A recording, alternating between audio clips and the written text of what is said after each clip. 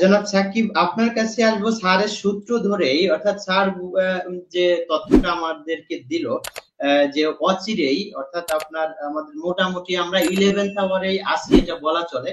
তো এই ক্ষেত্রে যদি এরকম একটা পরিস্থিতি তৈরি হয়, ইতিমধ্যে আমরা বিভিন্ন সময় দেখেছি বর্তমান যারা ছাত্র সমন্বয়ক বা এনসিপি যে নেতাকর্মী যারা আছে তারা বিভিন্ন সময় হুমকি ধামকি দিয়ে আসছে। তারা যদি 5ই আগস্টে তৎকালীন আওয়ামী সরকার যদি তাদের যদি পতন না হতো তাহলে তারা যুদ্ধ ঘোষণা করতো। তাহলে এই বর্তমান যে সিচুয়েশনটা তৈরি হচ্ছে, স্যারের কথা মতো বা স্যারের কথা অনুযায়ী এরকম একটা পরিস্থিতি যদি তৈরি হয়, তাহলে কি আপনার মনে হয় যে তারা একটা গৃহযুদ্ধ দিকে মানে ধাবিত হবে, বা তারা এরকম ঘোষণা দিতে পারে, বা পুরো দেশ একটা গৃহযুদ্ধের দিকে ধাবিত হতে পারে? জি, ধন্যবাদ। আমার সহ আলোচক শ্রদ্ধ করিমুল্লাহ স্যার, তো আমি আমার পক্ষ থেকে আন্তরিক অভিনন্দন এবং ধন্যবাদ জানাচ্ছি। স্যারের সাথে আজকে আমি এই সরাসরি কথা বলার সুযোগ পাচ্ছি। আমি প্রথমে বলতে চাই যে যে 2024 সালের যে 5ই আগস্টে শেখ হাসিনার যে পতন হয়েছিল, সেই পতন আমি মনে করি এটা শেখ হাসিনার নিজের পায়ে নিজে কুড়াল মারে বেড়েছে ওয়ান কাইন্ড অফ।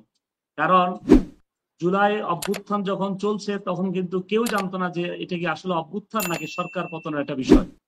আমরা যখন দেখেছি যে মাননীয় হাইকোর্টের যখন রায় হয়েছিল, তৎকালীন হাইকোর্টের মেইন মেইন 11 নম্বর কোর্ট মাননীয় বিচারপতি কামরুল কাদেরের নেতৃত্বে সেই কোর্ট থেকে যখন রায় দেওয়া হয়েছিল যে কোটা সংস্কারের বিষয়ে, সে রায় থেকে উদ্ভূত যে আন্দোলন, এটা আন্দোলন মূলত কোটা আন্দোলন ছিল।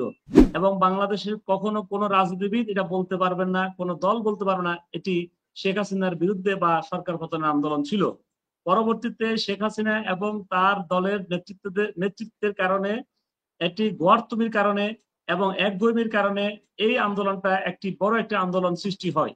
এবং সেই ফলে 2024 সালে 5ই আগস্ট শেখ হাসিনা পালিয়ে যায়, যেটি দক্ষিণ এশিয়ার মধ্যে একটি খুবই চাঞ্চল্যকর বিষয়।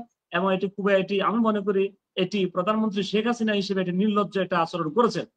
তিনি যদি 3রা বা চৌঠা বা 5ই আগস্ট সকালে পদত্যাগ করে যদি জেলে চলে যেতেন, হয়তো বা আজকে এই অবস্থা সৃষ্টি হতো না।